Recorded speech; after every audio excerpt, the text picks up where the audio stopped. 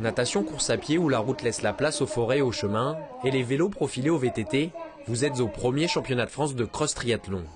Et il faut faire attention aux coups de pompe après le passage à vélo.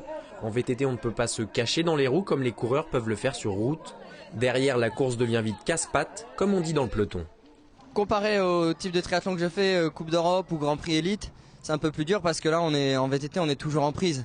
Ça demande de toujours relancer, toujours pédaler. Et musculairement, on se repose jamais en VTT, hein, quasiment jamais.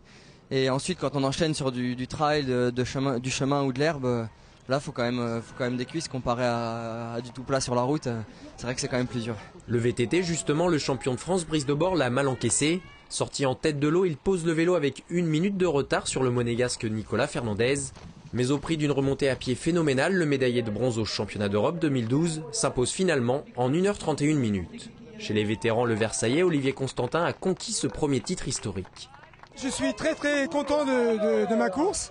Je voulais faire le trou en natation parce que je savais qu'il y avait des vétérans très costauds en nat vélo. J'ai tout donné dans le premier tour à vélo pour me mettre à l'abri.